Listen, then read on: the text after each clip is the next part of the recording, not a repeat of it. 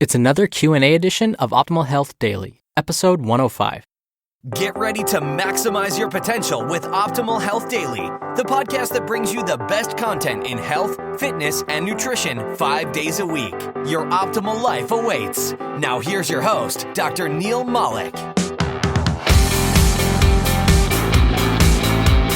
Hey there, and welcome back to another special Friday Q&A episode of Optimal Health Daily. Normally, this is a podcast where I read to you from some super popular health and fitness blogs. But on Fridays, I answer your questions. If you want to send one in, it's really easy. Just visit oldpodcast.com and look for the red bar along the side that says Ask a Health Question. You can use your computer's microphone to record your question and do as many takes as you like. Or you can even use your phone.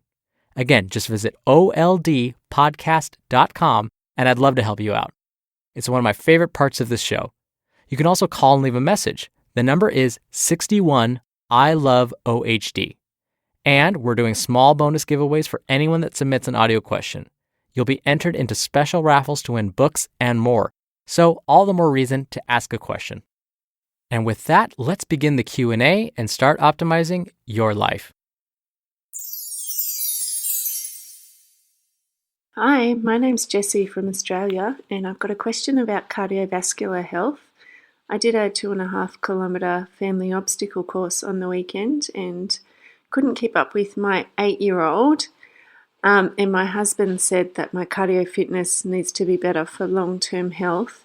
I'm 36 years old. I've always been quite fit and healthy, but prefer doing weights and interval training. Just wanted to get your thoughts on how important cardiovascular fitness is if it's something you don't really enjoy doing. Thank you. Thank you for your question, Jessie.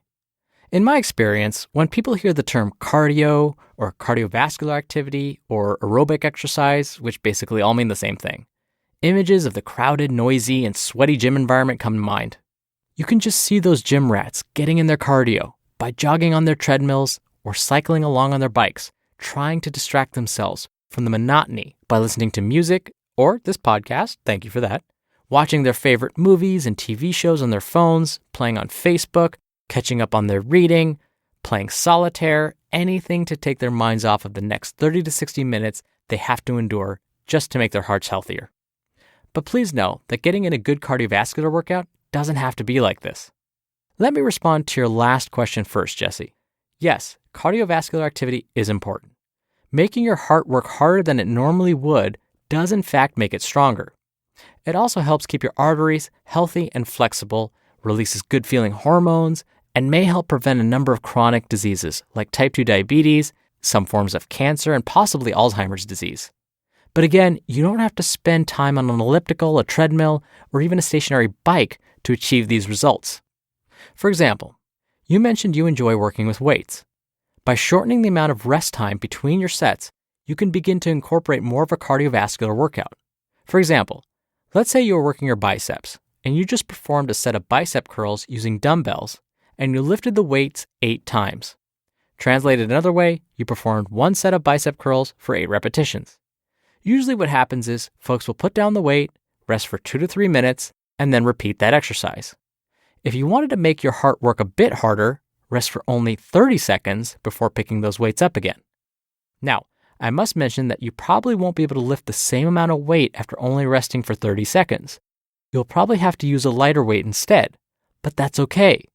By increasing the intensity, you're training your muscles differently, which will help them grow, and you're going to be increasing your heart rate and begin to force it to work almost as if you're getting a cardio workout.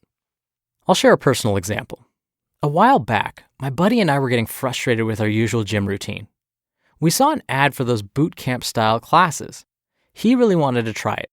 I was hesitant, but I didn't want to let him down, so I signed up too. It was one of the best things I ever did. It opened my eyes to how hard I could push myself, but also how a fantastic cardiovascular workout can be done without ever hopping on a cardio machine. All of the exercises used my own body weight, nothing else. So it was still resistance training, but I was completely wiped after. But at the same time, I felt a tremendous sense of accomplishment. I used muscles I didn't even know existed. I learned about exercises I could do in the comfort of my home with no equipment. If I hadn't gone through these boot camp classes, I never would have pushed myself to branch out and try other routines. So sometimes it's worth trying something new. If it pushes you to the point where you're unable to hold a conversation with someone, you're getting in a cardio workout, even if you're performing resistance training exercises. Another idea. Let's say you're normally used to walking with your 8-year-old around the neighborhood. To help improve your cardiovascular health, race your 8-year-old to some landmark, maybe the end of the street, the next lamppost, you get the idea. Once you reach that landmark, be sure high fives are given all around, continue walking for another minute or so, find another landmark, and race again. You may not end up walking as long as you normally would, but that's okay. Because you increase the intensity of your routine by racing your 8-year-old, you're pushing your heart to work harder than it normally would, which is again, a very good thing. Something that is often forgotten when it comes to protecting our heart and blood vessels is to stretch. Researchers are discovering that when we regularly stretch, it helps to keep our arteries more flexible, which helps prevent heart disease and strokes. The best time to stretch is after your workout, when your muscles are nice and warm. Aim to stretch the large muscle groups like your legs, back, and chest especially. Lastly, we're also learning that if you don't enjoy the exercises you're doing, or at least appreciate the fact that what you're doing is helping you achieve optimal health and wellness, you won't reap as many benefits.